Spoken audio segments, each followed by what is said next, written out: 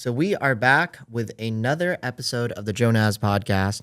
Today we have one of my loveliest, sweetest, and favoriteest people on the planet, my spirit animal and just an amazing goddess that helps other amazing goddesses figure out their life in so many beautiful ways.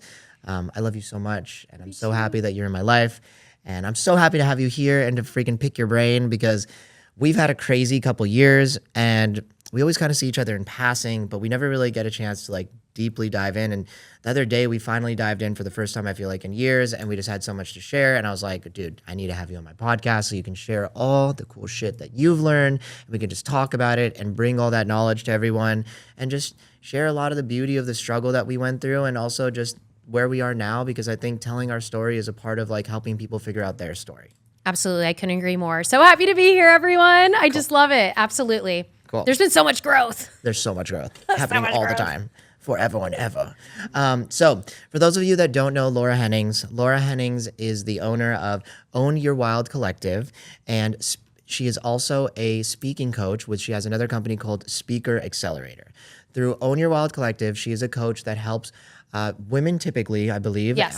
And to help them accelerate their businesses, if they're looking to do speaking engagements, if they're trying to just improve overall in every aspect of their life. And I know that you cover a wide range of topics. So I'll let you explain exactly what you do in that business. And then in regards to Speaker Accelerator, it's actually something I'm going to potentially be using you for, which is you help coach people to do a TED Talk, which is something that you just had happen recently. And I'm so proud of you. It's such a big deal to do a TED Talk, and the speech was amazing and it looked like you crushed it. And I know that you did crush it. What's most important is how do you feel about how you crush it? And I kind of want to get into all those things today.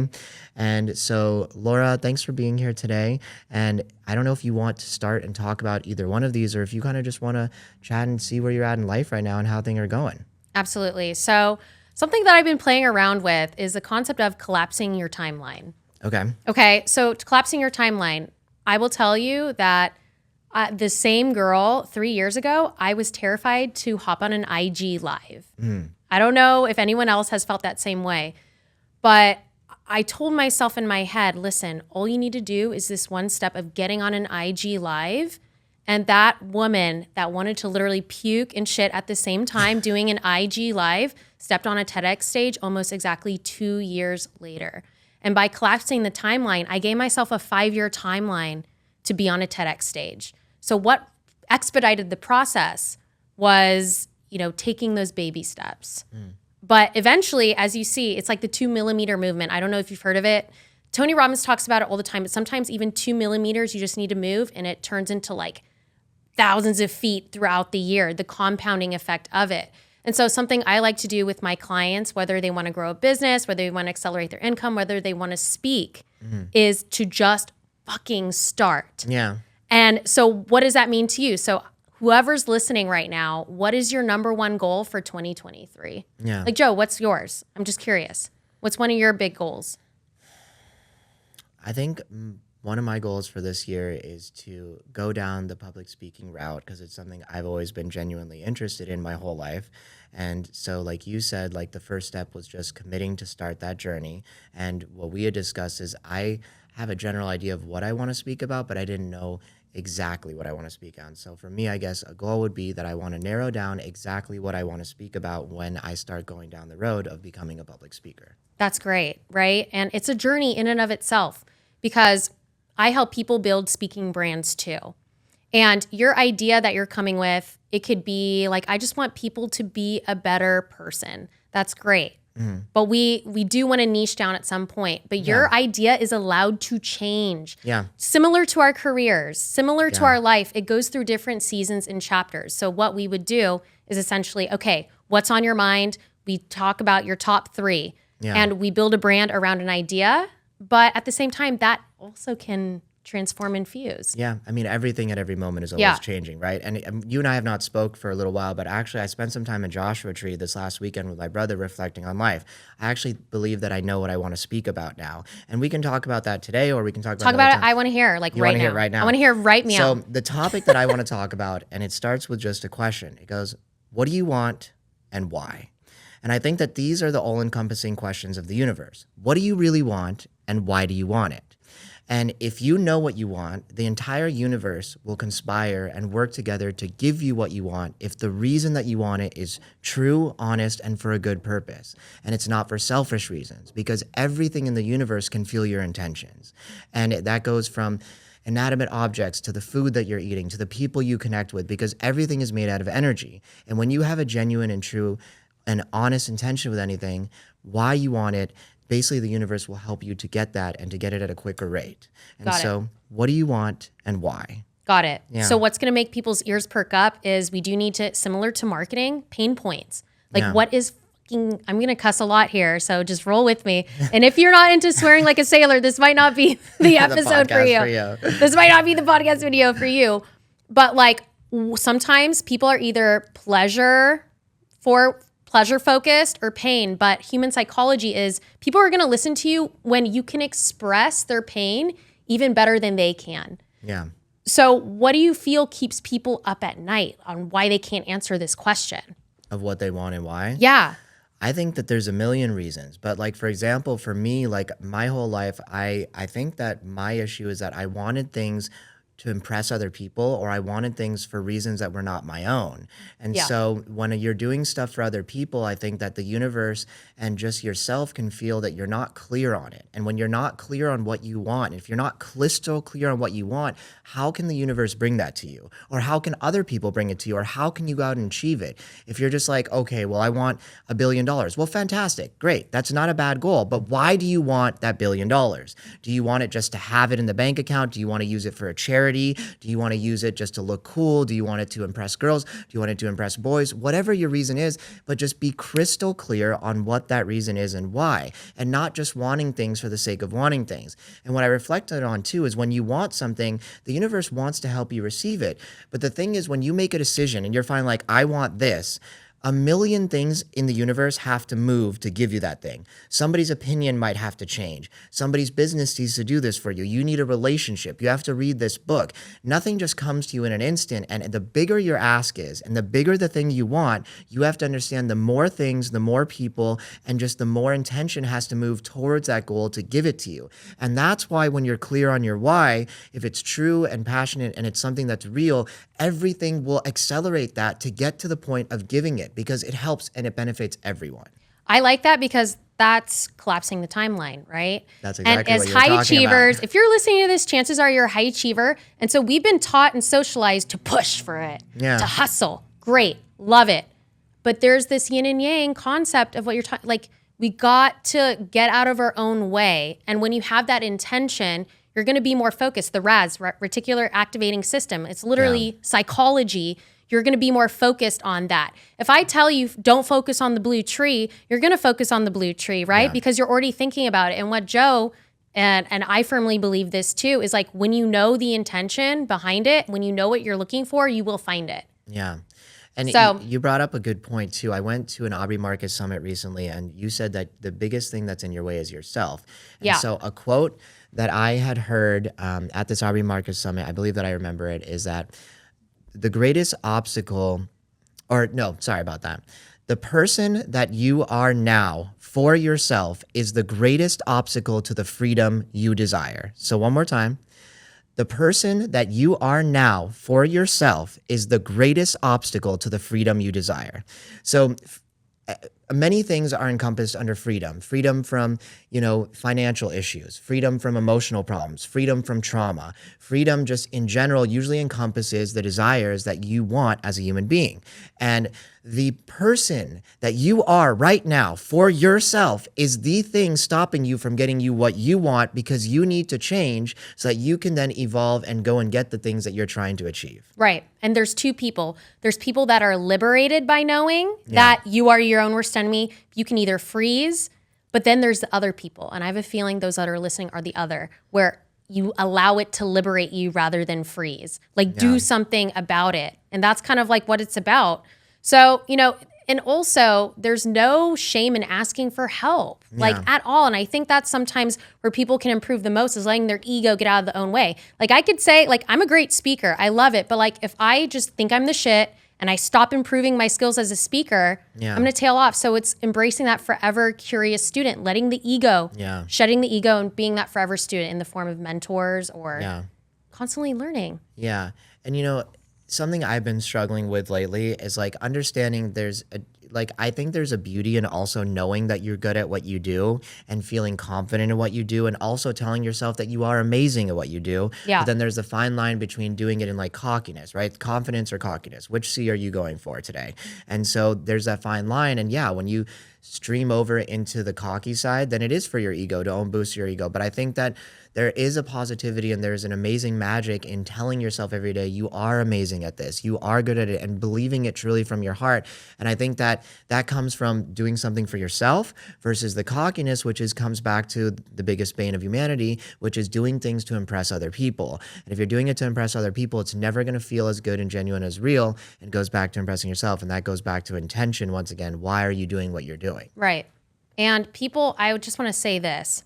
From my experience and also from the people that you admire, I admire the leaders that don't care about looking perfect. Yeah. It's about imperfection. It's about vulnerability, right? That's also the power of storytelling. Like the most powerful speakers in the world are the best storytellers. Yeah. And they speak in a way where people can relate to that. I also had one of my mentors say, it's not just about being relatable, it's about being memorable. There's a difference. Yeah. There's a difference between being memorable. Like maybe you're saying something that totally like fucks someone's mind up. Like, oh my God, like a belief buster. Yeah. And then relatable. But like the better speakers and the storytellers and the leaders of the world, they have the magic to be able to do both. To be memorable and be relatable. Dude, you got to do this Aubrey Marcus fit for service thing, because literally the 4 things that you were just talking about right now were all things that were talked about at the last summit. And That's crazy. And I've never even been. Yeah, you've never been, because I mean, like all the individuals there, like they're very much like similar to us in the sense that they're all trying to grow. They're always trying to learn. They're all very curious about things. And one of the things that you just hit on too is there was literally a guy there named Boyd Vardy who was a storyteller. And this is so funny because right before you came in, I was doing short clips about a lot of the stuff that you're talking about now. So obviously we're on the same wavelength. That's why we're friends, but all this stuff makes sense. But Boyd Vardy, he's a storyteller. Okay, so this guy, what he does for a living, he literally lives in Africa and he goes on African safaris every day. Okay, every day. Well, what he does is he literally tracks lions for people coming on his safari. So every morning he wakes up at the crack of dawn. What a job! And he tracks lions, and he's telling this story. And like you said, he's just this enraptured individual. And I feel like too, you can learn storytelling, but some people are just born with it. I agree. You just know those people and you're like, damn, I just could listen to that guy talk about nothing for hours, or that gal, whoever it may be. And he tells this story of how he tracks lions every day with his partners, and how they're just like, they watch all the subtleties and they're literally tracking these lions, and you see this tiny paw prints and it means they're moving, they're traveling. And then you might see a deep one, which means he's lifting up and he's smelling for prey. Or maybe you'll see that they were laying on their side, they just killed some prey, or maybe you find a carcass.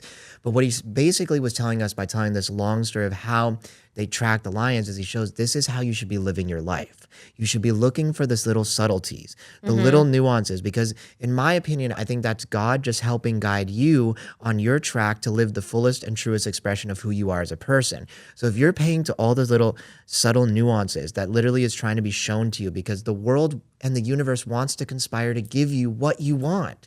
And if you pay attention to those little details, you can accomplish anything. And part of it's just being open and listening and paying attention. If you're always connected to technology and you're not taking time to think, you're not contemplating, meditating, praying, whatever your practice is, but if you don't do those things, you're never going to see the signals. And at the end of his talk, there was this thing where he's basically teaching us to like follow our own tracks, which means following your own life path. And then somebody asked a question. It was late at night. It was this awesome scene. There was 200 of us surrounded around this huge open fire, and he's telling us storytelling. Like literally, we're communing around fire. Around like, the fire. Yeah, around kumbaya. the fire. And it was just like he's telling us this story, and then somebody asked a question. They're like, well, how do you get others to follow their tracks? Like if we're following our tracks, how do we like get others to follow theirs? Yeah. And he simply said, and he just looked at everyone, he's like, well, just follow yours.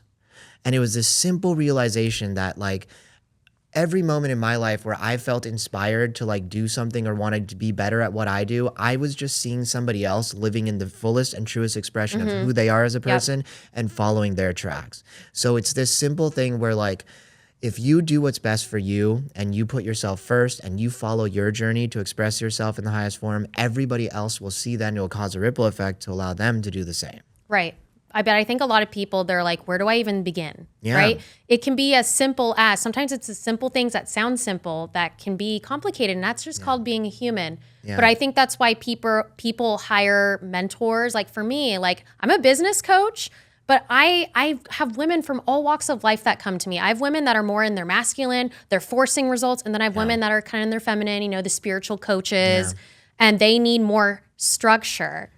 So it's this fine line of knowing when to coach someone, knowing that, okay, the answers are within you, but also consult, right? Yeah. It's this beautiful dance. So if you are a leader, you need to have this innate compass, like when do I need to coach or consult this person? And it's a dance that I've had to learn because I've tried different ways to coach women towards their best results. And what I found is I truly believe that the answers lie within them. However, people hire us to see the blind spots too, right? Yeah. And so that's what I like to do because I'm very methodical in the way that I help people grow their income and also grow their speaking businesses. And at the same time, I believe when we tap into that playfulness, that is like a core, right? That playfulness energy, that's when, like you going to see Aubrey Marcus, you going out to Joshua Tree, where it doesn't always mean when we're at our desk or when we're writing stuff down or like behind the computer. It's like go out and live in life. And that's when you're going to thrive also in your career, in your income. And that's a belief. And I've seen women and I've seen my clients time and time again, like the more fun they have, their income grows, their joy grows. Yeah. I mean, but at the end of the day, it all comes down to like, the question that I was asking is what do you want and why? And what I came to the conclusion is we all want the same thing. We all just want to be happy. True. Yes. And we all want to just be surrounded by people that love us and we want to love them back. Because at the end of the day, being happy means that you're feeling loved and that you're loving others. And so if you get down to that core of what do you want and why, it's just literally to be happy and love others. What does it take to do that? And I think that we all know at our heart what really would make us happy and what would help us love everyone around us. And so this was a huge life realization for me. And I never even like this, I just came to that conclusion, right? I'm 35 years old and it's just everything in my life had to build up to this weekend to show me things that I finally now understood that that's really what I've been searching for my whole life. And it was just this amazing conclusion. And now that I've figured that out, it's like, I want to just share that with others. Absolutely. Because it's just like, we're all looking for the same thing. Right. We just all want to be happy and we all just want to be loved. Well, Joe, and you're an activator. Like I've seen this inside of you for years. I've known you for like 8-9 years now. And you've always been an activator. And I've always known and I've seen like this guy is made for the stage. And you have your own stage, right? Like whether you're in what they call it, trial. Yeah. Whether you're in your trial, like right here, like this is your stage. And people are going to be coming to you with how. Yeah. How. And so maybe it's some sort of framework that you're going to guide them through. Not everyone is the same, but like I think you're an activator and I'm so proud of you for stepping up to this next step. I think the next step would be, okay, what's like the framework that we walk people through, right? Yeah. Something that can be replicable, but still customizable for people. Yeah. You're talking about like the framework to teach people how to be. To teach people like, So whether you're a coach, whether you're a speaker, like something that you can start branding yourself as intellectual property. Yeah. Right. Like when I'm coaching my clients, my business clients, I have the 5S framework, working on systems, sale. Like I have the whole 5S thing that's branded. People come to me because they know I have this 5S framework. Yeah. Same with speaking or anyone that wants to brand themselves. Right. So you become known for it. So it's a guidepost. Like people are coming to us as a guide. Yeah. And something that I like to say is we're not the gurus. Even Tony Robbins talks about that. Not a guru. It routes back to the whole humbleness thing, right? Are you being cocky or confident? Yeah. So humbling ourselves to say, I'm your guide. You are the Yoda to the Luke Skywalker. Yeah. You were talking about guiding people. And what came to me is something I've heard Aubrey Marcus and other people use is a word called gnosis. Okay. Mm-hmm. And the thing is this, like another friend of mine also told me something like, once you're unenlightened, you can't be unenlightened. And so when you know certain things and when you understand certain things, I feel that like anything, like Spider-Man is a cheesy example, right? With great power comes great responsibility. Mm-hmm. But when you know things and you understand things, like why wouldn't you want to share and help and guide others? And when you're in a position of just understanding maybe how the world works better than somebody else, or maybe just being more in tune with like, let's say like the divine, for lack of a better term, because I know some people believe in God, some don't, but let's say the universe and the energy that is throughout all of us.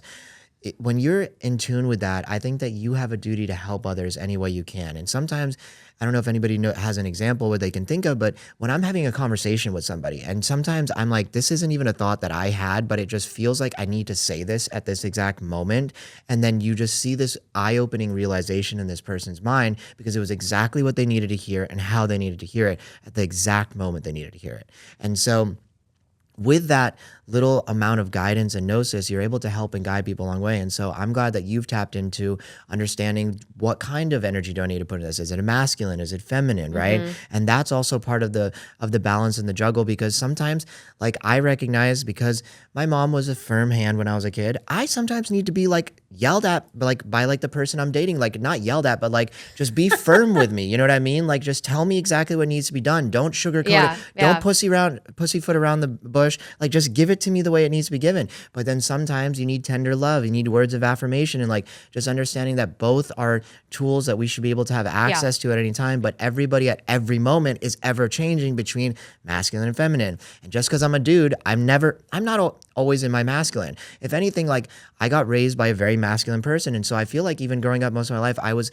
a bit in my feminine, in the sense that, like, I even resonated more with females. And like, for me, I sometimes feel most comfortable when I'm in a room of girls and I'm having conversations with them. And like, not like to say that like I'm interested in men or anything like that, but like, I'm just also, I have masculine and feminine sides to me, and it's okay to embrace both and to dance with both, because there's so much that comes with being able to dive into both of those things. Yeah. And I think essentially both are needed. Both are needed, especially for people that have a goal in mind. You got to do stuff. Yeah. Like, it's great. Manifesting is great, but it's not passive. Manifesting is just setting and forgetting it. Manifesting works because you put it in your mind's eye and you take the aligned actions. You start seeing the actions, and it's the actions that you take.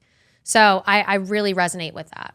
Yeah. Yeah. I mean, a goal is fantastic, but you know, what comes to mind when you were saying what you were saying is like, people just think passive income. Like, for example, just use a simpler term for people. There's no such thing as passive income. You put in the work, you gotta work. You did the steps, and then you created systems which allow you to receive money from all the previous work that you did that looks like passive income, but 0% of that was ever passive.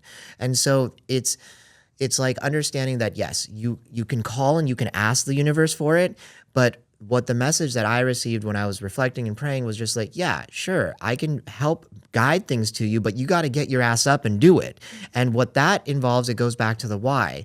Are you waking up every day, living in full accordance and doing exactly what the person who is trying to accomplish those goals needs to do?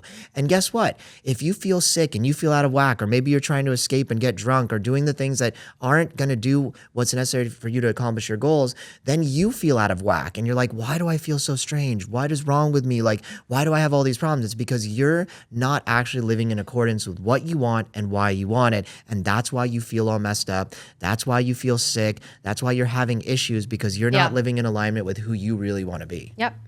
Mic drop. Mic drop. Nailed it. Next topic. All right. Awesome. So let's talk about, I kind of want to take it back a bit, because obviously we just came in really heavy and intense for people, and that was a lot. I kind of want to talk about, because you were not obviously a coach for your entire life. I remember you used to actually be like a school teacher. Yep. And then you went through like this journey of self-discovery. And so Laura and I met each other many years ago. Do we meet at Life Before Work? Is that something like that? It was like a party trip in Vegas. Yeah. We essentially met partying. There's no sugar. Like 100 of our closest friends. Yeah, now 100 of our closest friends. At that time, I think we knew like maybe 2 or 3 people at it. But our friend had this company called Life Before Work, and they used to throw events all over the world, travel events. And Brady Headland, if anyone's here, he's actually changing to a new business, which is going to be awesome. And he's going to be doing conscious events, which I'm really stoked for him. But we essentially met partying all around the world. And that's how I met a lot of my friends. And the reason I think that I also resonated with people is, I know people give a bad shtick to partying, but I think that when people party, if they're not, the 2 things I ask is, when you're partying, are you trying to enhance your life, or are you trying to escape, right? Which one are you trying to do? Yeah, intention. If you're actually there enhancing your life, and you're having a good time, and you're happy, and you're surrounding yourself, and you're loving the people around you, that's why you make so many friends when you're partying. It's because everybody's just having a good time. Right. And so that's why I think I've come up with so many people throughout my life that I've just resonated with. And so we met partying. That's a completely different segue. But yeah, that was a side note. And And I guess what I'm asking you is, how did you end up on your journey, which led you to becoming a coach, and what said that you need to go this direction, and why did you go that direction? It was having the audacity to offend tradition.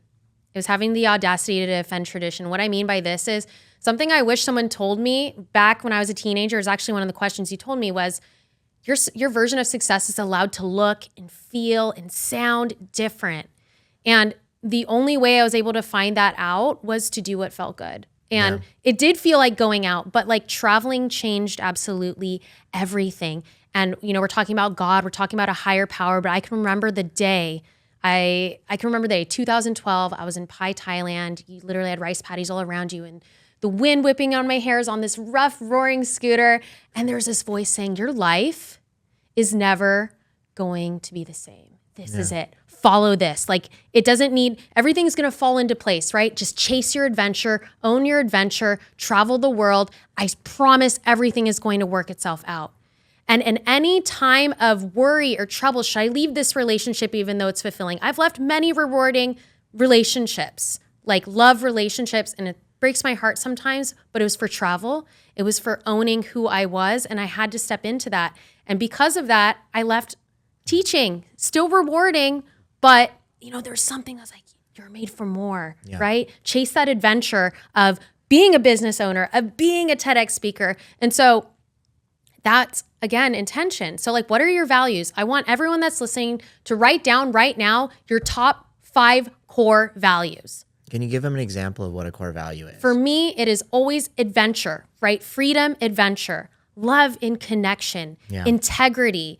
It could be wealth. Like, I truly wealth in all capacities, money, love, friendship. Like, what are your guiding posts? And whether it's navigating a career change, a relationship, and it could be a relationship like a friendship, love. It can be, what am I going to eat today? Like, following your compass. For me, it's always going to be adventure and integrity, freedom and integrity. And that's how I feel I transformed pretty much in a year from being a public overworked school teacher. I was still serving as well, into having a successful business within a year. But it's not sunshine and rainbows. It's like, you got forces, you got people, you got social media, you got people's voices in your ear saying, you should do this, you should do that. So one of my biggest advice for people is know when to ask for advice. Like, because the theme of you're hearing me and Joe talk about is like, you know what's best for you. And sometimes when you're going out asking people, I wouldn't ask for advice unless it was someone that's where you're at, like taking advice from somewhere where you want to be, right? But also understanding and knowing, like, something I've learned is if you just sit and listen with yourself, you have all the things that you need within your soul, and in the silence are all the beautiful sounds of your soul. And if you just listen to what your mind and your soul is telling you, it'll typically give you the answers you're looking for. And I think a lot of times when we talk to other people, this is what I used to do, is I just want them to affirm the shitty belief that I was believing so that it would make me feel better about my bad decision. But like, if I just sat and listened to my intuition and paid attention to what felt right and what is right, then I would have made a lot better decisions in my life. But sometimes I think we talk to friends, and the wrong friends, because we're looking for the wrong advice, and we're literally seeking out what we're trying to escape from in a way. Right. I mean, there's many forms of escapism, right? There's many forms of escapism. And two, something you said about the 5 core values. So for any of you, I know that was intense to say, write this down 5 right now, but it's actually a great exercise. If you want a more informed version of how to go through that whole process, read Tony Robbins' Awaken the Giant Within. And that is probably, to this day still, I believe it's the best book I've ever read, and it helped me change my entire mindset in a million different ways. But there's an entire exercise, which is many chapters, where you go through writing all your core values of where they are at this moment. And then you see, oh shit, this is why my life is exactly like this. And then you go, okay, well, what is the ideal version of what I'm trying to become as a person? What does that ideal sage or ideal person look like? And then I want you to write the core values for what that person does. And then the question becomes to you is, are you willing to reorganize your core values and the things that are important to you, and then prioritize the things that matter so you can become the truest version of who you are, which is in most alignment with what you want. Exactly. And if you're a business owner as well, it's like having a business that also exudes, lives, and breathes that. Yeah. Like, I could show up on social media looking like pristine, like here I am, but People are attracted to seeing like the raw you, the authentic, untamed you. Some of my highest converting pieces of content are actually me at Burning Man or me topless somewhere on the top of like I swear to God, I have a picture of my mom. I had my mom take it. I was feeling wild in Rome. And I was like, Mom, I'm going to take this topless photo. And so she gets behind me and it's overlooking, you've been to Rome. It's sprawling. The sun was setting. I was like, this is me. Like, this is just like the wild, crazy goddess. And I got like so many likes from that. And I actually landed clients because they're like, I resonate with you so much because you're not trying to be this like polished, like you're literally wild. You're the type of girl that can get on a TEDx stage and then hop on a flight to Brazil and like go salsa dancing in the same day. Yeah, own your and wild. Like that's us. Let's own our wild. Like owning your wild, owning his wild. Like that's what it's about. Yeah. So allow yourself to be messy and untamed and who you are. That's where the magic happens. And what I'm just like getting the feeling of is I understand that maybe many of you that might be listening is just understanding that it's not, it sounds easy, right? And it's because we've been practicing and doing those things, I think, for a long time. But I'll tell you right now, up until probably like a year ago, all I cared about is what other people thought. And did I want to be vulnerable? Did I want to share? No. And it took some major breakthroughs, having to spend some time with myself, literally having to travel around the entire planet by myself to like figure myself out. And it was hard and it was difficult. And I know now we're just saying, be yourself and blah, blah, blah. And you all these inspirational things. And yes, these are all true. And all the cliches are true. And all these things, yes, they're true. But I understand that it takes work. And it's, like she said, start moving 2 centimeters at a time or 2 millimeters at a time. And as you move a little bit at a time, it will eventually you'll get to where you're trying to go. And another thing that also came to my mind is when you were talking about moving 2 millimeters at a time, I think a lot of time people are trying to make huge and big changes all at once. But the people who make the most changes, exactly what you're saying, they make the most micro changes every day, and it's compounding over time. You end up making thousands and thousands of % of more changes if you just change a little bit every day. And for you, what does that look like? Read a little bit every day, watch a podcast every day, pray every day. Like, it doesn't have to be anything major. Like, one thing I just started adding in my morning routine, I love to dance. And so I just literally, it's no kidding. No kidding. Yeah, but I love to dance. But I literally put it in my morning routine, just dance to a song in the morning. I'm not like in there doing formal hip hop or anything, but I actually do want to do some dance classes. That's going to come soon. But like legitimately just like literally dancing, because dancing just feels good. Yeah. And what's like one micro change that you can commit to right now? Do you want to learn an instrument? Do you want to play a sport? Do you want to go back to jujitsu? Do you want to go learn poetry? Do you want to go, learn how to sail? What is one thing that you can commit to yourself today in the most minor of ways to just start building back towards your happiness? Yes, exactly. The most successful people, they find the thing that works and they do it consistently over time. Yeah. Right? And sometimes you got to tweak it. It's similar to like pulling out your investments too soon. Like you really start seeing the more compound on your investments, like 30, 40 years. But even if you take it out 30 years where you've been investing, you're missing out on like hundreds of thousands of dollars where if you could have waited. So like keep going. Like there's get moving. If you're wanting to invest, if you want to start that business, whatever it is, that micro movement, and it's going to snowball into something big. Yeah, I mean, what's coming to my mind is like talking about the struggles of going through life and just sharing that, right? So one of my favorite people on social media is this guy named CEO Lawyer, and I really resonate with him, and it's because he shared the shit of his story, like meaning all the difficult things, he would always share them. And now like my business is finally picking up traction. We're starting to do really well. Things are going well. And I'm much further on the other side where like, I'm not like every single month, am I going to be able to pay my rent? Yeah. Am I going to be able to afford my bills? Can I go on this trip? Can I do that? Where every single month I'm like, okay, can I go to this nice restaurant? Can I buy this thing? And that was like the struggle. And that's like literally where I learned so much and I grew so much. And now on the other side of things, I wish I would have documented and shared those things because that was the real shit. And that was the stuff that everybody goes through. But a lot of people don't want to share it because it's the ugly. And all I wanted to share was my successes and all the good stuff. But people didn't know that every month, I'm trying to figure it out just like everybody else. I was a lost chicken with my head cut off. I didn't have somebody holding my hand and guiding me to the next steps. I figured it out birth by fire, pretty much everything when it came to my business. Yeah. So we're still figuring it out. we're definitely still figuring it out. We're still figuring it out. Yeah. And that's part of the beauty is like, and that's why I love Gary Vee so much. He's like, look, if you don't enjoy the journey and you don't enjoy what you're doing and the build up and all that stuff, get the fuck out of what you're doing immediately and go find something that you actually enjoy. Because otherwise you're going to wake up one day, you're like, where the hell did my entire life go? And want to, like, for lack of a better term, hurt yourself in some emotional or physical way sometimes. Yeah.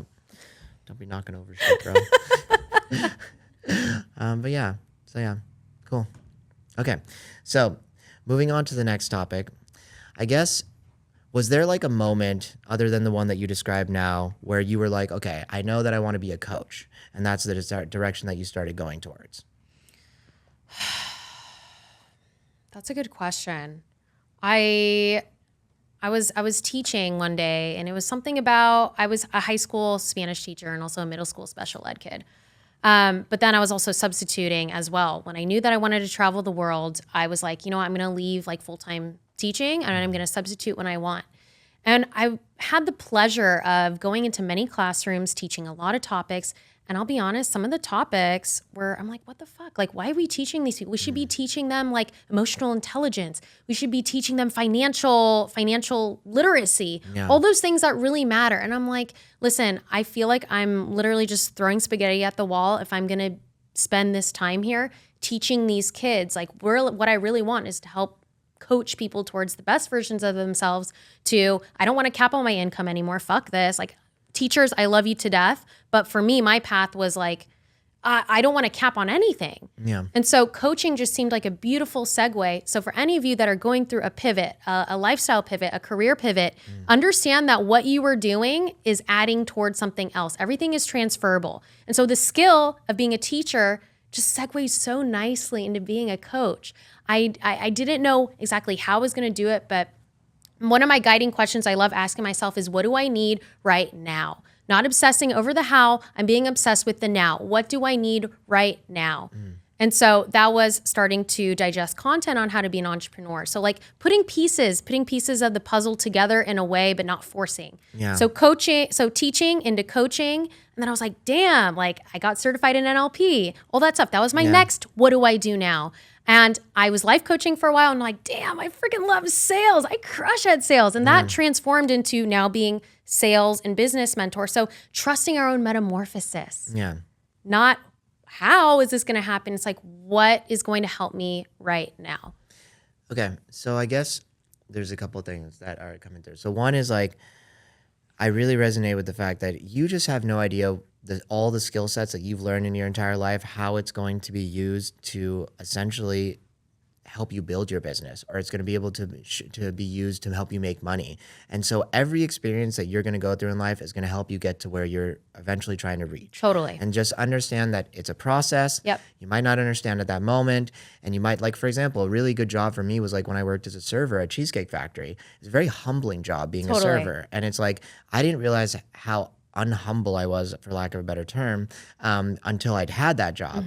And you know, even being a grocery bag boy when I was 17, I was so mad that my dad made me do that. But like, there was a lot of things I learned from being grocery bag boy, that people don't respect grocery bag boys, and like being treated like that, and like treating others without, you know, love and like affirmation. Like, there's just so many things that now I see on the other side, like what it taught me as I've gotten older. But also too, I want to ask you a question, because I want to like understand, like, I mean, like for me, I know that I definitely have had like a bad stigma sometimes when I'll hear somebody's a life coach or like a business coach, when I'm like, that fucking person hasn't done shit with their life, and they don't have a business. They barely are surviving. Like, I might know these people like on a personal level. And so I guess, how did you feel when you were first starting? Did people like call you and they're like, well, why the heck would I trust you? You haven't done anything. Or what about your first clients? Like, why should I go with you when there's people out there that have helped a lot of people and gained their success? Yep. I'll tell you, the first time I spoke into existence, I wanted to be a coach. This was 2019 at an Irish bar called EJ Malloy's in Long Beach. Very specific. I worked all day in Redondo Beach Unified. I drove and I said, I'm just going to tell people. And like anyone that wants to do something, speak into existence. Yeah. Right? I am this. I want to do this. And we were so busy. Like, it was just a busy night, but there was some voice in my head that said, tell them what you're doing. And so I gained the courage. I look at them and I'm like, guys, I don't think I'm going to be a server for much longer. I want to start my own life coaching business. Yeah. And their eyes just got big, like deer in headlights. And they're like, everyone's doing that. Good luck. Eye roll. Yeah.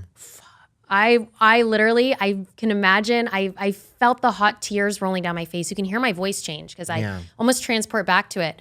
But like, that really was the moment, is like, okay, I locked myself in the bathroom and I looked at myself in the mirror, just hot tears rolling down. I was like, this shit is not going to break you. It's going to make you. And you're not, I realized in that moment, I wasn't just doing it for myself. I was doing it for others. Yeah.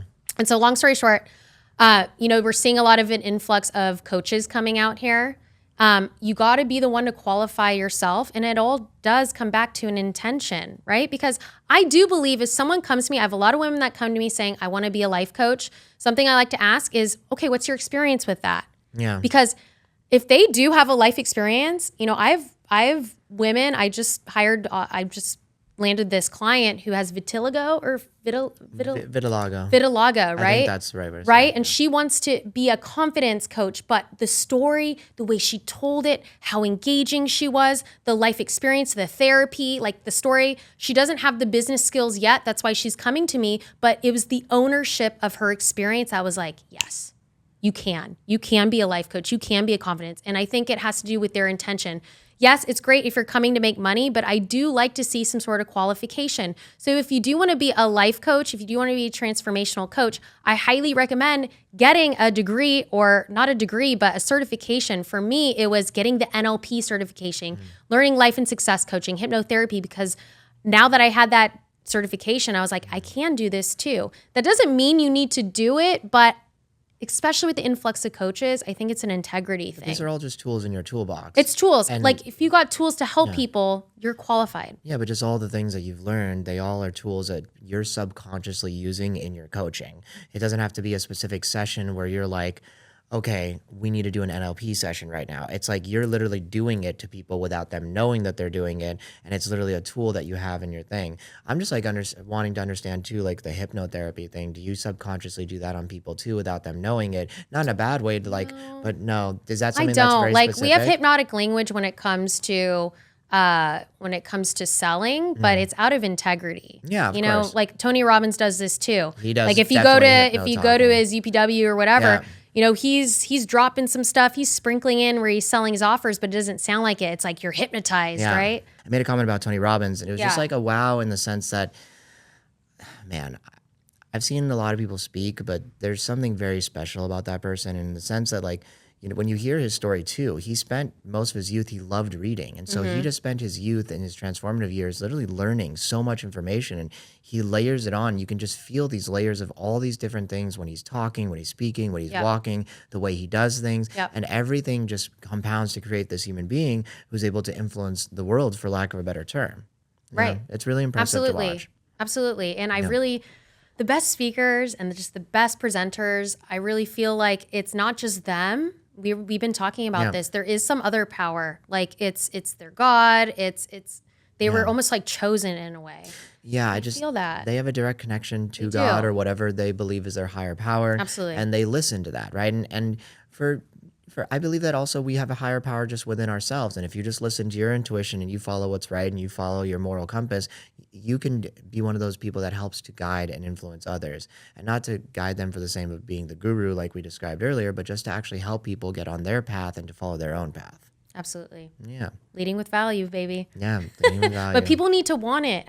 That's the thing, is like we could try to beat something over the head, but like the people, it's the people that want to change. Yeah. The people that have the motivation to do it. Those are the people we want to work with and help guide. And I think it's also not elevating ourselves as a leader, but helping activate the leader within them. Yeah. I think those are the best leaders, and that's what I love doing. Yeah. And so when you became a coach, did you have like a plan? Did you follow like another coach's like program where you're like, this is how I'm going to teach people to get their goals? Or did you come up with your own plan on how you were going to help people? I guess let's just ask this. Better question would just be like, what do you take people through? Obviously it's changed over time, but in the beginning, what did you take people through in regards to helping to coach them with their businesses and helping to become more successful with the business? Was it a step-by-step, week-by-week thing, or what did it look like? It was. I had a program called Unleash the 2.0 Goddess, and it took off. And so essentially I had like the foundation being the mindset piece, transferring from the employee mindset to the CEO mindset. Why 2.0? Sorry, just wanted to ask. 2.0, so identity work, So because it was rooted in identity work, right? The 1.0 you, it's not about being disdainful of the 1.0. It's actually elevating that 1.0, taking the strengths of it.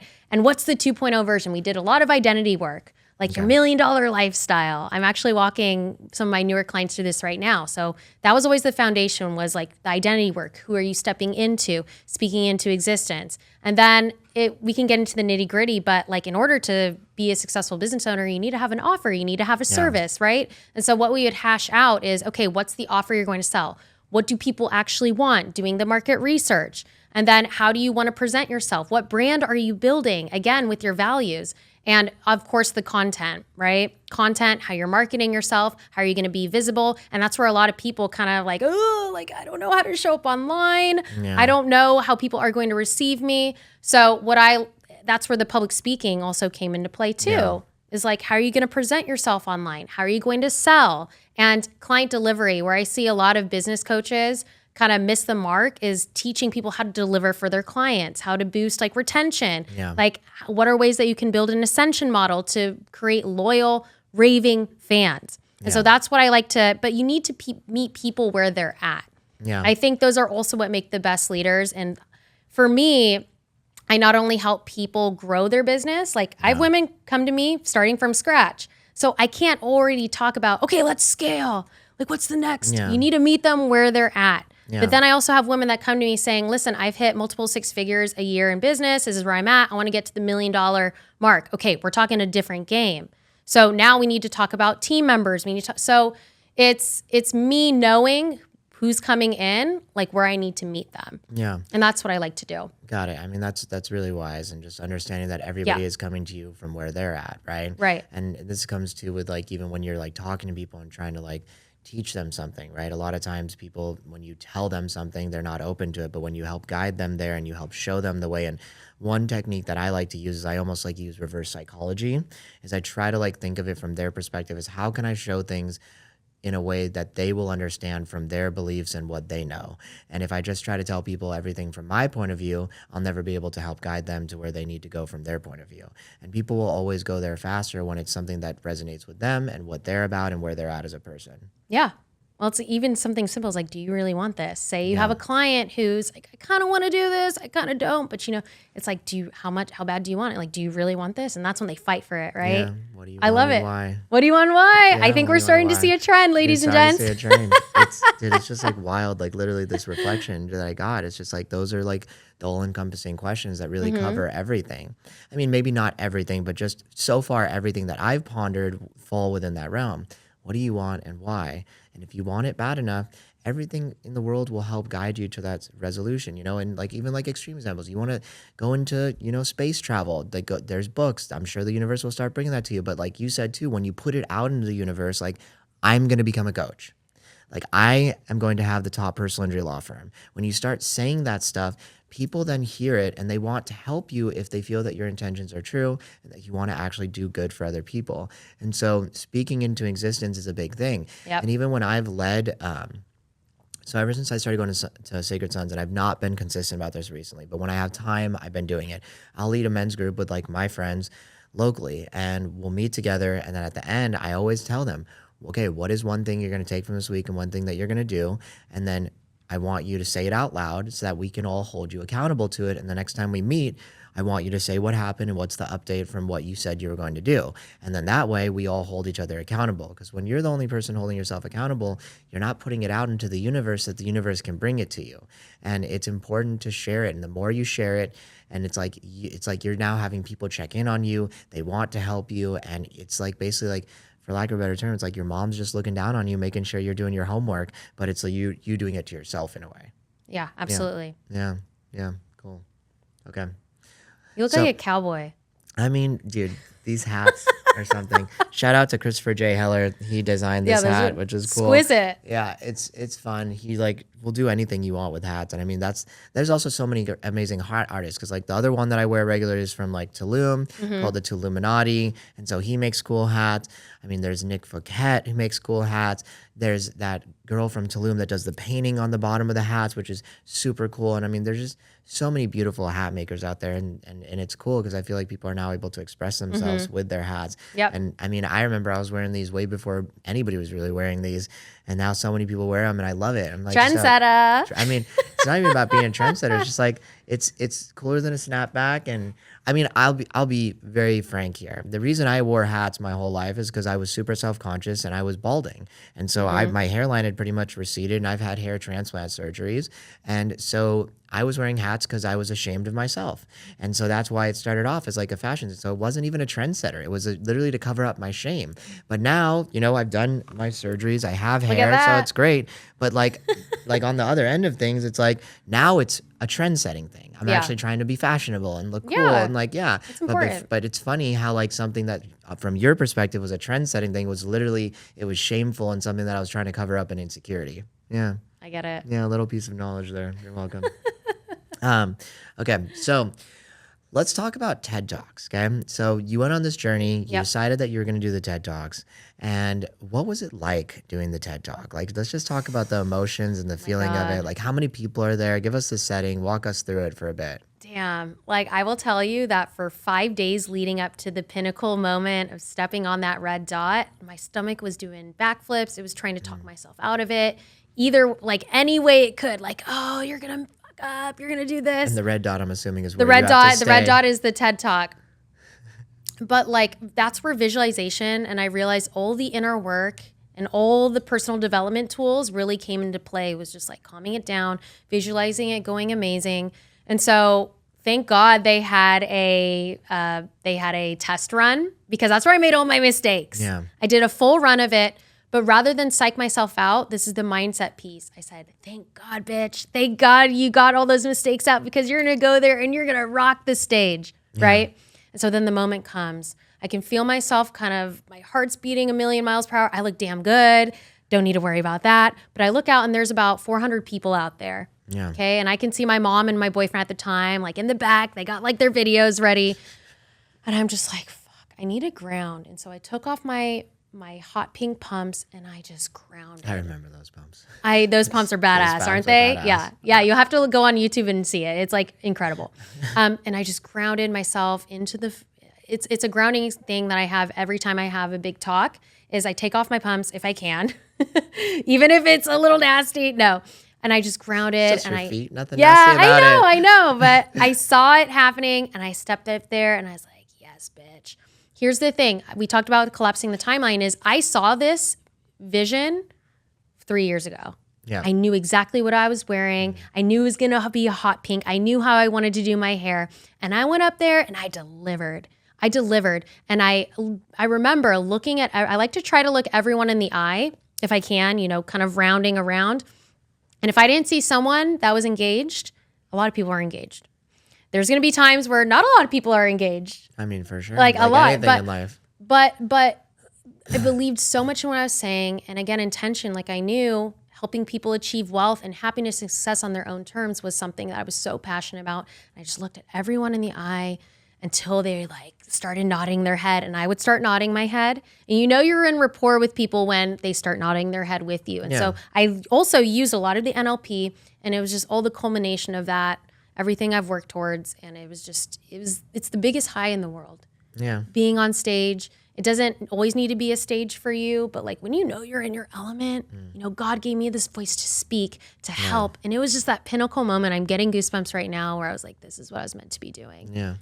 And yeah. It's the biggest high. So rad, yeah. It's the biggest high of your life. I remember listening to a podcast with Miley Cyrus and Joe Rogan where she was talking like there's no greater high than when you're on stage and people are singing your songs and they're literally just resonating with you. And yeah, so I can imagine. Yeah. Cool. And it's just like more mas. Yeah, more and now it's actually helping other people. Yeah. And I feel very honored because TEDx Hartford, they reached out to me a couple months ago saying we would love to have you on our team.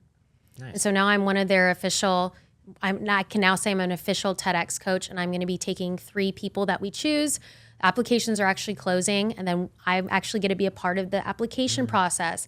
I'm starting to network with more TEDx organizers now, like see what they're looking for, and I'm going to help people deliver a talk. And it's just, there's no greater feeling in the world giving back. Like that's what this is about. And now I get to help people deliver badass TEDx talks too. Yeah. This is what I love doing.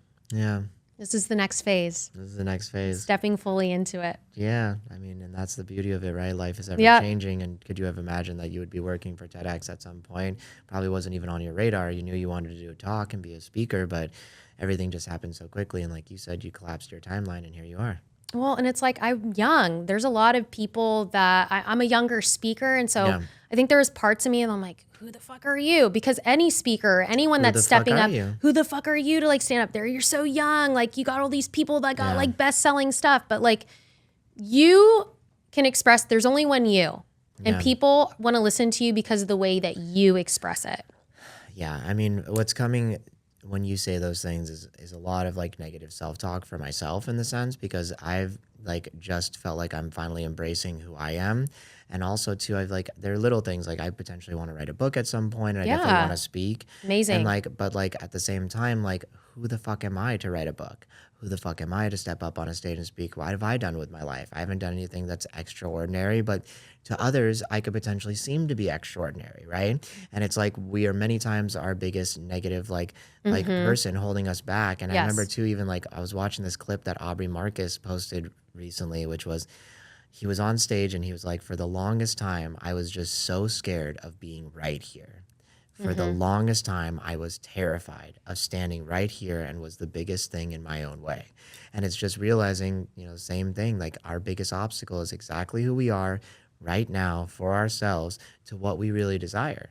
And when you're also listening to these other people that are putting you down or saying you shouldn't be up there, like that's their own reflections, their own projections.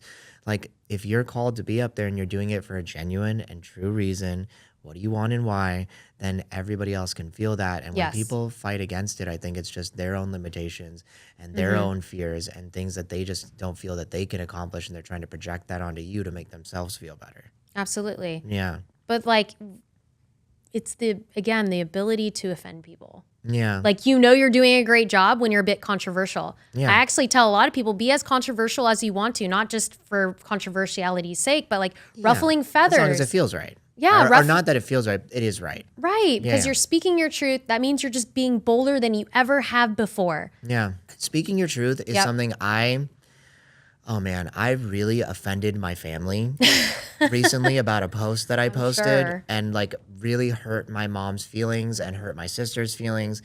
And it's like my intentions behind it were so true and it really resonated with a lot of people. And the reflection that I got when I was like praying this last weekend in Joshua Tree was like, I can do exactly what I wanted to do without offending my family. And I can still get the message that I was trying to get across without offending my family. So yes, being controversial is great. And if your intentions are good, people can feel that. But I still think it's important to just be cautious about people's feelings, right? If you're doing it just for the sake of offending others, I don't think that's genuine and real. No. And so like for me, it was like a big reflection and like literally the message I got like when I was like praying was just that like I can do exactly what I want to do. It's going to take a lot more work. Like for example, if it's in the middle of a podcast and I say something, right, and it's very emotional, maybe I need to edit that out. And then what I can do is I can then refilm that part in a way that I can say exactly what I need to say without hurting people's feelings. And it's like this balance because you have to remember too, if you're not doing things from a genuine way and it hurts others, it causes ripple effects because now that person, they feel hurt. They're going to send out negative energy about you. It's going to slow you down in your endeavors. And that's what I'm saying. Just balance what you're saying versus what your message is. And if there's a way to say your message without hurting people, I think you should go down that route and still be like as like fervent as you want about it, but just being conscious of other people's feelings. There are ways to do that. Yeah, absolutely.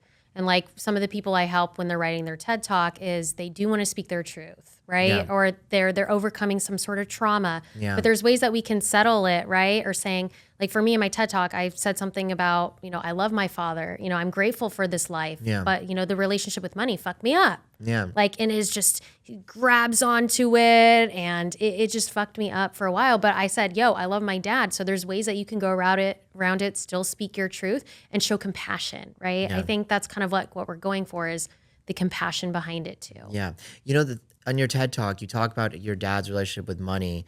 And I actually had a similar thing with my mom with the way that I was growing up. my dad always worked so hard. He was never at home. He was always working crazy hour days, and we had everything we needed and more. But every single day, my mom would say that we don't have enough money. We don't have enough money to do this. We don't have enough money.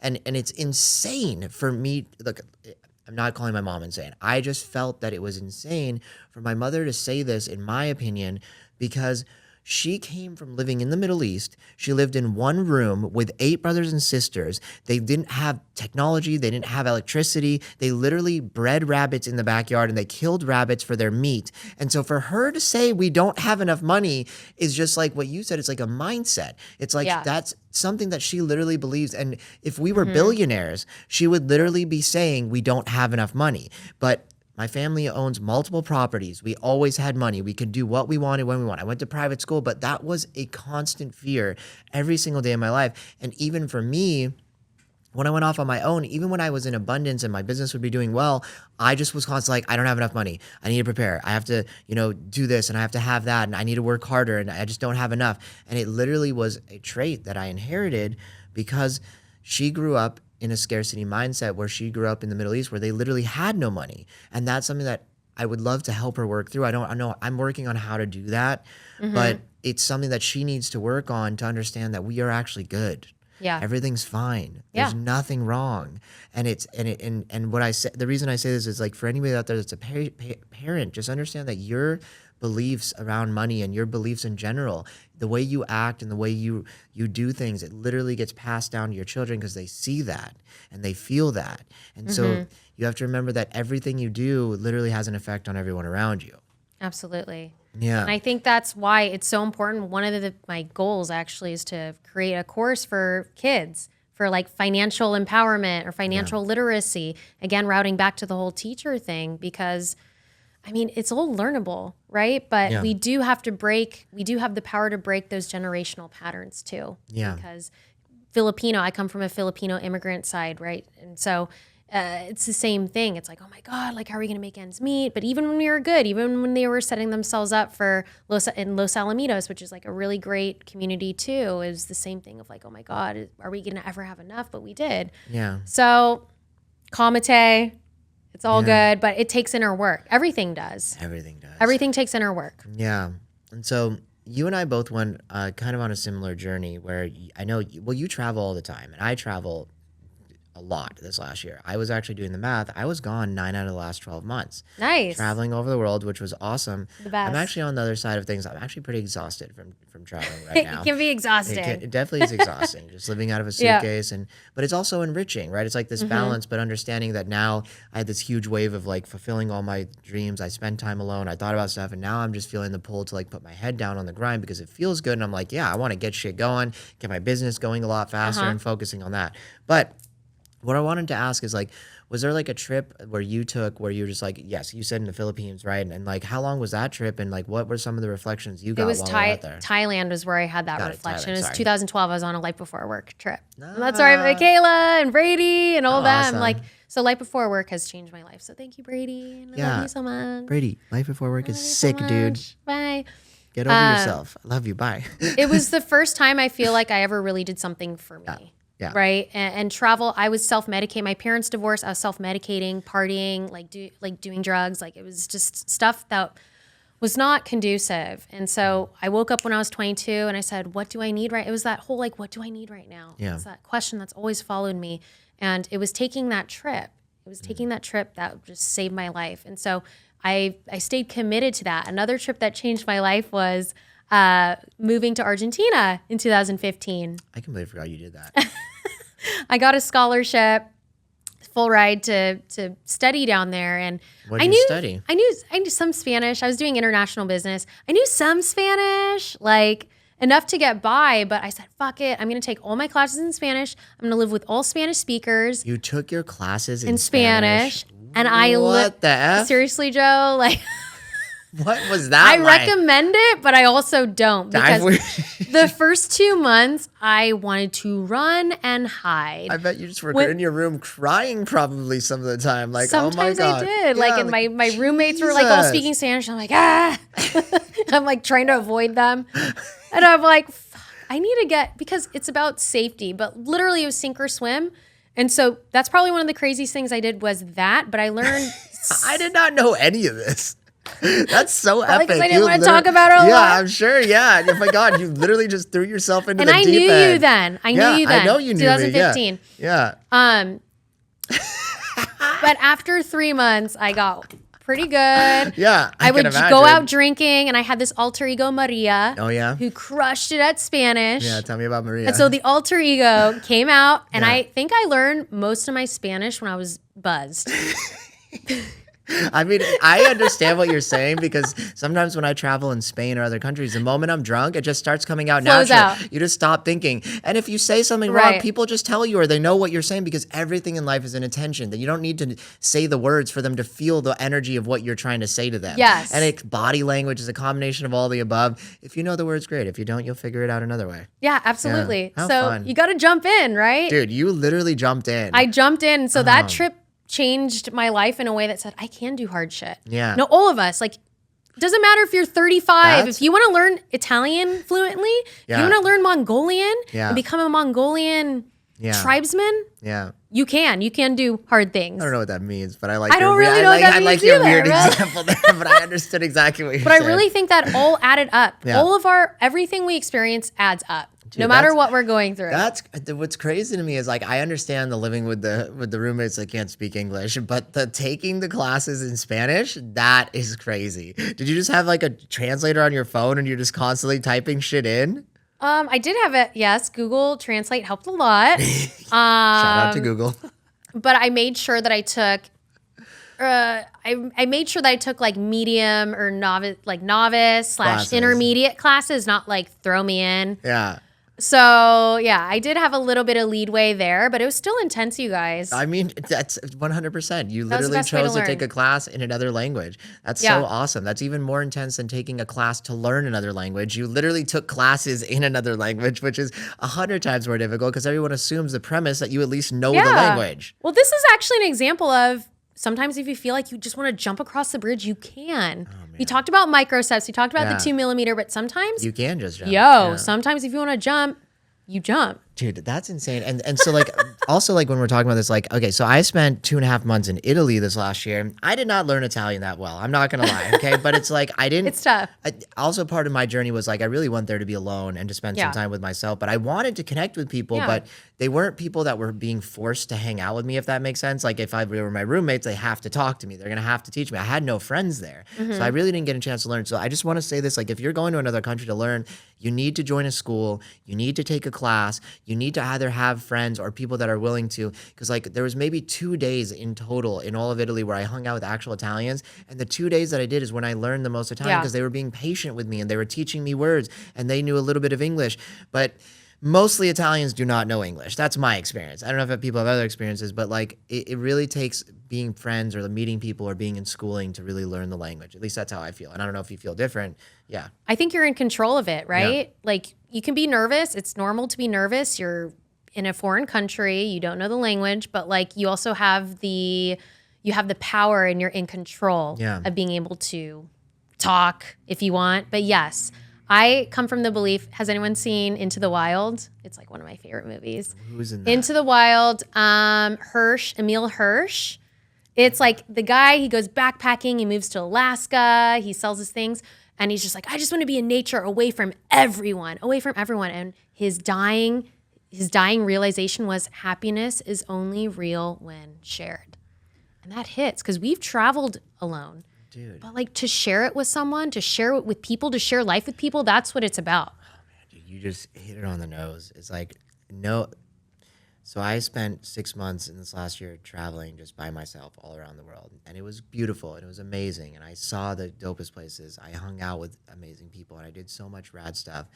But no moment was ever better than when it was shared with another human being. Yeah, absolutely. No meal tasted as good. No art was as beautiful.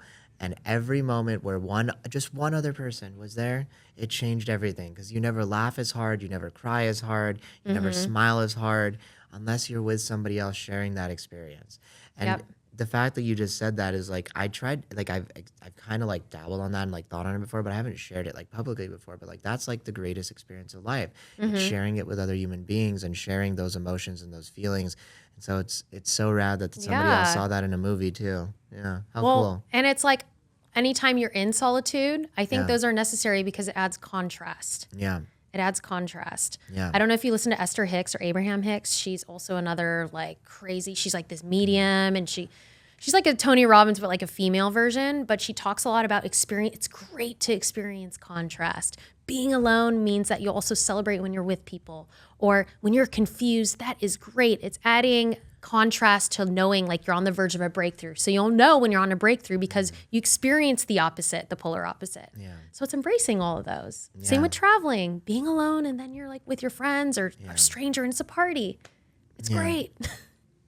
Yeah, and with embracing all that, it's just like you said, like you'll know. A lot of people, I think, they ask questions like, how do I know I'm doing the right things? How do I know that this is what's good and what's right? Because you just know. Like it's a feeling that you have. And the truth of the matter is, if you don't know, it means you're ignoring it, and that you probably know, and you're probably just choosing to go the other way. Or some people are just, it's not time yet. And it could just not be time. Too. Like it might not be the time. Yeah, it might not be the time. Fine too.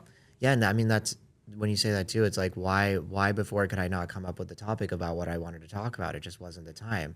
I had an experience or seen the things that I needed to see, and I felt in my heart that it wasn't the time for me also because it just didn't feel right yet.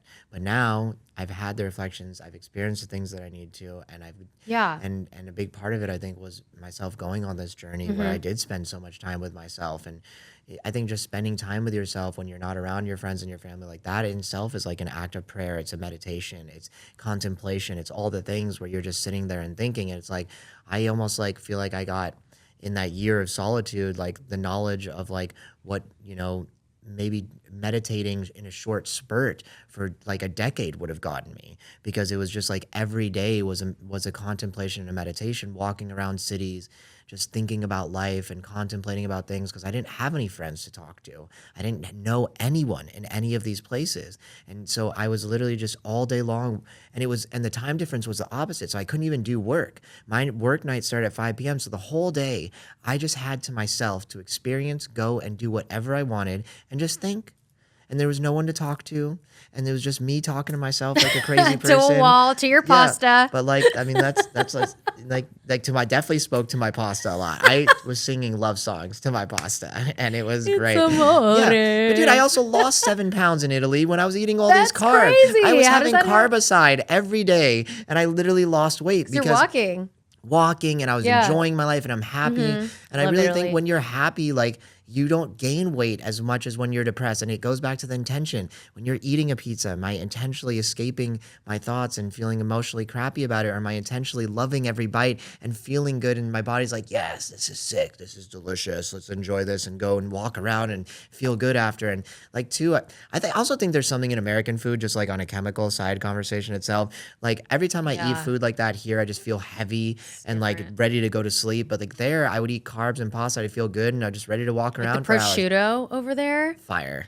God, it's different. I don't know. I've tried to replicate prosciutto here. Yeah, and even the ham in Madrid. Yeah. That like Iberian ham. Oh my God. I went to a place that was like the place where like I think it originated from. They gave me like 4 different plates of like different types of hams. I'm like, what just happened in my life right now? And it just tastes different. Yeah. It feels different. Everything's not just like so monopolized, and it's just like for mass quantity, and it's like it's actually made for quality and for pleasure, and it's not like, you have a great idea and let's sell it to 1 billion people. It's like, we have a great idea, let's sell it to everybody that's nearby and they can enjoy it and experience it. It's just a different mindset entirely. Yeah. That's the beauty of travel too, is like learning like a different lifestyle. Like I could go to Italy and eat tiramisu before dinner and not feel bad about it. Yeah. Here I feel like it's like, whoa. Yeah, why is it such a big deal? Why are you doing that? Because everybody around you looks at it and makes it such a big deal. But like, I mean, it's... All right, we're getting Italian after. Yeah. Settled. Yeah, we're going Italian. Yes. Cucina Anateca, here we come. Nailed it. But yeah, traveling, speaking your truth. Yeah, just do it. Like if anyone's listening is like, should I take that trip? If no one can come with you, like it's the time to go by yourself, because you will make friends. You will it will force yourself to talk to people you might not have normally talked to. And the universe is telling you should probably go by yourself if you can't find anybody to go. Yes. And it's like, do you feel the call? And right, like feeling the call could be your higher power just telling you, hey, you need to go on this journey by yourself. And for me, even like, there were parts of my trip that like I did have friends with me, and I got some. It was great. It was fun, but they also taught me a lot of things, and I got sick of hanging out with my friends. It was weird. It was oh my God. when you finally get uncomfortable with being by yourself, then you're like, actually, there's times where you're like, shit, I don't want to be around anybody. Yeah. And I've noticed like I always wanted to be around people before because I was so uncomfortable being alone because I didn't want to sit with my thoughts. But once I'd worked through them, there was nothing there. There was no fear anymore to just sit with myself. I'd worked through my thoughts, and then it was just like peace and relaxation. I was like, all right, dude, I'm just chilling now, and it's okay being alone. Yeah. Embrace it. Embrace it, y'all. Yeah, because when I went to Bali for Justin Green's wedding, I was there with like 40, 50 people, and I knew most of them. Those were actually like friends. And after being 6 months alone, and I just remember When did you do that? literally right after I went to India. That was the end of my trip. God, I went to didn't Bali. even I went to realize Justin that. Green's wedding. Yeah. And so I'm at this wedding, and like everybody's hanging out, and they're all trying to figure out where they want to go to dinner. And I was kind of getting annoyed because I like there's too many people, and it was like everybody was drinking. It was a lot. So then I was like leaving, and they're like, "Where are you going, Joe? Aren't you coming with us to dinner?" I'm like, "I'm going to dinner." And they're like, "Okay, cool." And I'm like, they're like, "Where are you going?" I'm like, "I'm going by myself." And they're like, "What do you mean?" And I'm like, "I want to go eat dinner by myself." And they all looked at me like I was a crazy person, but I just needed a 2-hour break from being around 50 people for 2 weeks straight. And I had actually a super fun dinner at Finn's, and it's great too because like you said, like I ordered all the things and no one's there sitting there judging me because I want dessert and because I want that and one of those things is just I could do exactly what I wanted, which is also another benefit of being alone. When you're at a restaurant, you can be a glutton and not feel bad about it. That's true. Yeah. I like it. You Very can have real. your cake and eat it too, You y'all. can have your cake and eat it too. There's nothing wrong with that. Yeah, just most people have not experienced that. Well, Yeah. it's about to change. It's about to change. Man. Yeah. So I mean, let me ask you a question. What is the place, your favorite place you've ever traveled to where you were able to reflect in the most positive way, and why? Oh, that's a great question. I feel like different countries and different landscapes speak to us in different ways, but like it's actually going to be somewhere in the US. It's actually going to be Sedona. It's actually going to be Sedona, Arizona. Like there's something about the canyons. I just feel so recharged, and I just came back from there. Yeah. And it's so weird. I went to this like homeopathic guy, and he was performing. What was he doing? Yeah. What's homeopathic? What was he doing? Oh, it's like you put the needles in you, and it wasn't. You mean acupuncture? Yeah. Homeopathic. Not even in the same realm. Acupuncture. She went to an acupuncturist. Sorry, I went to an acupuncturist, and he's like, this was a couple years ago, and he's like, did you just go to Sedona? And I'm like, I didn't tell him shit. He doesn't follow me on social media. I said, yeah. And it's like the energy I got from you. I'm like, damn. Like, how did he know I went to Sedona? He literally does not have social. It was really weird. Like cool, weird. But something about Sedona. Yeah. The jungle. I don't know. The jungle speaks to me too. Like Bali, Costa Rica, where the jungle meets the sea. There's just something about that. And also, I love bustling cities. Yeah. I'm obsessed with bustling cities. Bustling cities. Just hearing, even Bangkok. People talk shit on Bangkok, that it's smelly. I love it all. Yeah. Like sight, sounds, That's like part of smells. the experience. All the madness. Yeah. Like all of it. My dad hated like, okay, sorry for all the Sicilians out there. Sicily is very dirty, in my opinion, in many different places. It's not clean. It's not upkept. And my dad was like super against it, but I loved it. I'm like, this is just part of the culture. Like, it's like, this is just where they're at as a society, like in general. And like, they're recovering from the pandemic. And like, there's just like all this madness. And it's like just recognizing that there's even beauty in the madness. Yeah. Like even with India too, where you see like the buildings are all falling over, but not falling over. There's electrical wires and monkeys coming out of everything. Yeah. And like, there's 6 lanes in a 2-lane road, and it's just like all part of the madness, but it freaks some people out. Beautiful chaos. Beautiful chaos. There is. Yeah, it is. And I feel like also the desert. I mean, literally, you really can't go wrong with the desert. Yeah. Something about Burning Man too. Just the whiteouts. People freak out about the whiteouts. Burning but I'm Man like, fucks me you up. can't not go everywhere. to Burning Man and not experience a whiteout. Like I really feel like you didn't do Burning Man if you didn't have some sort of Star Wars moment. Yeah. Where you're just like, whoa. Yeah, completely. Just Where's my friends? Come out of the darkness. Yeah, where's my friends? I mean, yeah, that's. What about you? I don't know. When you were talking about Burning Man, I've gotten a lot of lessons at Burning Man. I've had a lot of years. I haven't had a lot of years that I would say were great years. I've had a lot of years of learning lessons. And a lot of times people say the saying, you don't get the burn you want, you get the burn you need, right? Believe it. And so, I mean, like anything in life, and I think because a lot of people put a lot of time and intention into things. Yeah. Because you put so much time and intention to it that you're literally getting exactly what you need. And a lot of times that's ugly and it's not pretty and it's not fun. And and the lessons you learn are what you have to learn. But yeah, so I mean, that's definitely one place. And I mean, for me, probably the place that I really learned a lot about myself and really reflected a lot would have been India. When I went on that silent meditation retreat, that really changed my life in so many different ways. But I think just seeing the stark contrast, like that's like that country can be very third world. And like I was staying in the nicest hotels in the country. And so stepping out of that hotel onto the street was nicest hotel to like literally third world many times.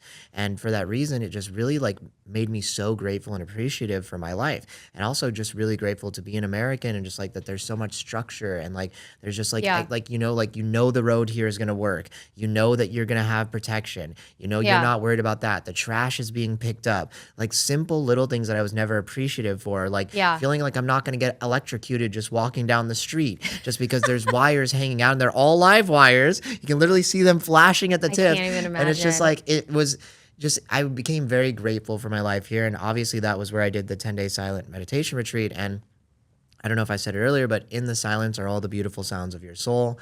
And just sitting in silence is where I literally learned the most about myself and reflected on so many beautiful things. And man, it was so powerful and it was so much fun. And it wasn't fun. I'm going to take it back. Going through the silent meditation retreat, the whole process, it became fun as I started having my realizations and realizing how beautiful the process was. But the first couple of days of the silent meditation retreat, I pretty much just was sitting there crying and realizing all the shit in my life that I'd been doing wrong, all the stuff that I'd been ignoring. And even though I just spent 5 months by myself traveling the world, about 4 or 5 months, I hadn't sat and actually just listened and been in silence and reflected. And so even though I thought I was reflecting as much as I thought I did, sitting without your phone for a couple days in a row is a whole nother level of reflection, prayer, and meditation. Like, sure, when I'm walking around, I might think for a little bit, but the thing is every single time I would have a stressful thought, I'd pull up my phone and look at social media and distract myself. And so I didn't get a chance to fully process all those thoughts. 10 days alone, no technology. For me, that was perfect. I got what I needed. But sometimes people, they need like 30 days. Some people just need 3 days. So if you're being called to also go to the silence, I would listen to that too. And there's so much medicine in just being silent and listening and seeing what comes through there. And so India would probably be it for me. Yeah, I've never been. To be honest with you, I've been a little afraid to go. I think maybe single woman, but I think I'm drawn to it too. I think I'm afraid of it for a good reason. I don't think that there's any reason. There's other countries where I say would be much more fearful for being a single woman. I've heard I've heard like horror stories. Horror stories there. I didn't feel unsafe at all in India. If anything, I felt like safer there, and people were. I think that the service that I got and the kindness from people in India was better than Bali. And like the people there are super like humble and they're always like trying to help you. And our money goes so far in India. It's I can imagine. It's worth like 100 times like their money. And so like I was tipping people like when my like people were like seeing how much I was tipping, like they don't give them that much. I'm like, dude, I'm gonna give them that much. It's like I have it. Why wouldn't I want to share it? And so like all I felt was like beauty. And I felt like kindness from people. And maybe it's also because like I was smart. I would always go with like a tour guide and like I would go with the tours from my hotel. Yeah. And definitely like I would pay, what I was paying was like normal American prices for a hotel room and for like my tour guides and what you would pay in America. But I was getting the top echelon of like the highest, like what the diplomats and the politicians, that's the people that would stay at my hotel. Good. And so I felt completely safe the whole time. Yeah. I was like for $100 a day, I was in the back of like a chauffeured BMW like M5 like, and it had like the Leela Palace stamped on the side, which is like there's nothing I could have been safer. And I literally had my tour guide with me, and he cost no more than $100 for the whole day. And they would take me on a 10-hour tour, showing me everything, stopping me at restaurants. Well, that's good. Yeah, and it's I know a lot of people that have like roughed it up, so maybe that was the difference. Yeah, maybe that's the difference. Like, I mean, but my reflection to you is this: if you're gonna rough it anywhere, you're gonna feel unsafe. And so, I mean, for me in life, I don't rough it anymore. I'm not a rough it type of person. We don't gotta rough it anymore. Yeah, I mean, like, but even like in nature, like I mean, like that's like a place that you need to rough it for the lessons you're gonna learn. Yeah, RV. That's still like roughing it for me. Joe. Yeah, call me RV Joe. But your like, RV actually saved my life. Yeah. Oh man, because I was in that freaking shift pod at the bangers at breakfast, and our freaking music would go from 2 a.m. to 10 p.m., which is the only time we could really sleep. Yeah. So you just had to sleep. So we didn't sleep. No, you didn't sleep. Yeah.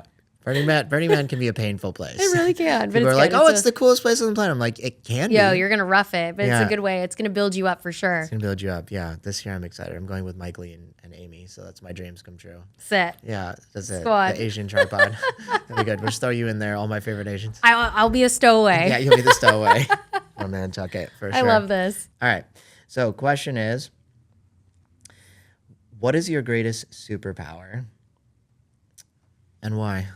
Greatest superpower is this crazy wanderlust adventurous spirit, because that has been the guiding post, and a superpower that relates to what I do as a business coach, speaking coach, and lifestyle designer, lifestyle by design expert, is helping people tap into their own wild spirit and like what that calls them, because it can look, feel, and sound very different to some people, right? So what I love to do is help people own their wild, essentially. That's why I named my brand Own Your Wild, is because it takes a lot of courage to step into that. Yeah. Whether it's silence, whether it's through action and movement, it's all those things. And so that is my biggest superpower. I'm so proud of it. Cool. And so when you say, I guess I just want to clarify something. Yeah. When people say wanderlust, what does that mean to you?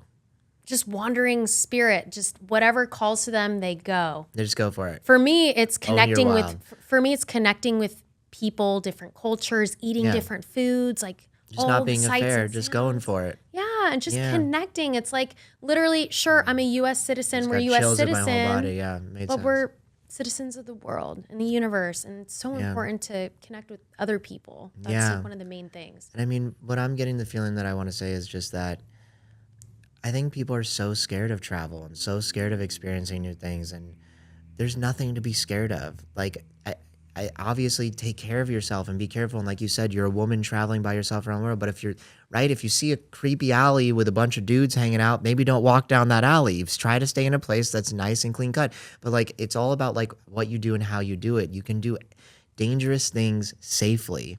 And even Jordan Peterson talks about this. It's about allowing people and even with children, allowing them to do dangerous things as safely as possible. And don't be scared, because that's where the growth is, and that's where you're going to feel the most alive, is when you are doing the wanderlust things and you're just following your heart and you're going for it. Yes, absolutely. Okay. And then let me ask you one last question. What is the biggest mistake you've made in your life, and what did it teach you? Ooh. Whew. First off, I think mistakes are always teachers, seeing it as an opportunity. I think for me, this is going to be a very vulnerable share, is holding on to resentment for way too long. Holding on to resentment, self-medicating with partying, and it was geared towards my father at the time. There was some levels of abandonment, and so I would go out and party, all those things. And so because I was angry, and that was like my biggest mistake, but it also turned me into like, okay, like get your life together. Sometimes we got to pick ourselves up by our bootstraps and finding more conducive, healthier ways to cope with, and rather than avoid pain, approach it head on, right? When it feels right. And so that's when traveling became a thing. That's when actually going to therapy. That's when getting into personal development and meditation. In 2012 was when I started doing that. But the mistake, I truly believe our mistakes end up being our greatest triumphs in life. And your greatest teachers. Yeah. Both. What about you? Oh, man. No one's ever asked me this question back on the podcast. I don't know if I'm ready to share. It's okay. Yeah, I know. I'm just like, at the same time, I think I am ready to share. And obviously, this is just a question of like wanting to share. So like the biggest mistakes for me, I used to have a problem. And like I discussed before, I used to do things to escape because I was stressed. I had my emotional traumas. I had stuff that I had not worked through with my parents. I just had a lot of stress because of work and being a lawyer. There's just a lot of emotional stuff that comes through with being a lawyer. You're just all day long, all that people do is they call you and tell you their problems. And instead of like with a therapist where you just listen to the problem, maybe you help them emotionally, I have to listen to the problem, help them emotionally, and then I have to solve their problem. So just heavy all day long. And that started to compound, and just I was dealing with things improperly. And so I was trying to escape all the time. it taught me so many things in so many different ways. I mean, like I was on probation. I essentially had to, I couldn't travel for a long time. I wasn't able to even drink and like have a drink like when I would go out with colleagues. Like I was being, liquor tested, and then like there was just like all these compounding things that were teaching me lessons. And like at that time, I just was so angry and I was so pissed off, and I was like, why is this being forced upon me? And this sucks. Like I literally hate myself. I hate everyone. I remember one of my friends told me, this is going to be the best thing that ever happens to you. And yeah, the first couple months, because I was going through it for like multiple years, because I had my criminal case, and then when you're a lawyer, you have to report it to the state bar, and then I had my lawyer case, and then so like all this stuff, like between the cost of lawyers and the fines and everything, cost me like a good portion of my life savings. Like there was just so many compounding things that happened as a result of this. And a couple months into it, essentially, I finally just started getting my act together, and like it ended up being the thing, and the only reason that I am the person I am today is because it was essentially God kicking me in the ass and saying, hey, dude, you need to clean up your act. You got bigger and better shit to do than just wasting your time away escaping from the world every weekend. And you need to get your stuff together, and you need to go out there and make a difference. And so I started putting my head to the grind. I was working like a maniac. I was building my business. I was focused. I was trying to figure out who I was. And I was just going through all these transformational changes, and all of it. What I want to share with people is this. The biggest and best things that will ever happen in your life will be the most painful things. Yeah. And while you're going through it, there was not a fucking day that I didn't hate myself and I wasn't fucking depressed. And a lot of times when you're going through depression, you're going through all this stuff, these are the lessons you need to learn. Yep. And I was able to finally reframe and change those things, but it took a long, long time. And, want to give like a huge shout out to my ex, Beth. When we were together, she carried me through all this depression, and that takes a lot. And sometimes like your relationships will be tested when you're going through the tough times in your life. And also just recognizing that certain people came into your life to help carry you through those tough times. And I learned a lot, and like, I'm getting all like teary eyed from this, but like, it was so much. And there were days where I almost like wanted to give up, and days where I'm like, it's just like I'm so embarrassed and I'm so ashamed, and just all the negative self-talk and all the things that like just made me feel demotivated. Almost I didn't want to be a lawyer anymore. And like I went through so much, but there is light on the other side. You just have to keep going, and every day can feel like a struggle. And just know that if you struggle and you keep fighting and you keep doing what's good and what's best for you, that eventually you will get through it, and it will be better on the other side. And there's always going to be hope. And so, yeah, that's for sure the biggest mistake I ever made. And thanks for asking that question. So proud of you, and so grateful for sharing. Yeah. That's it. We talked about like vulnerability, opening up, like speaking your truth. And that's beautiful. Yeah. So thank you for sharing. I appreciate you asking the question. That's a great send. That's it. We're done. We sent it. That's it. We sent it. But let's finish off with one last thing. So Laura, thank you so much for being here. I love you so much. I appreciate you dearly. We're going to go see fucking Kenny G right now. So excited. If you don't know who Kenny G is, look him up. But that's the point. We're talking about other things now. So we have Laura Hennings here with Own Your Wild Collective to help goddesses, and I don't know if you also coach men with business and stuff like that too. But for speaking, yes. Yeah, for speaking. Okay, but if you're specifically looking for business coaching and you're looking for guidance and a coach that can help guide you and not tell you what you need to do, but just help you on your path, Laura will help you with that. And then secondly, if you're looking to do TED Talks or speak or just learning any speaking engagements, Speaker Accelerator is the name of her program. Yes. And she'll be able to help you with that. So Laura, why don't you tell them how they can find you, give them your website, your social security, your address. Right. Yes, but you can find me on Instagram at It's Laura Hennings and Facebook, Laura Marie Hennings. And then my website is going to actually be my link tree. I don't have a website yet, to be completely honest with you. Why don't you give them your cell phone number? They can text you. Is that okay? Yeah. My cell phone number, 562-505-8448, and we'll be in touch. Let's connect. Yeah, last thing, Laura Hennings is spelled LauraHennings, just for people that need the spelling. I assume nothing in a podcast. It's very that's good. I like that. Good. Cool. So thank you all for chiming in. We hope what we said was amazing and resonated with you, and we just love you. Bye.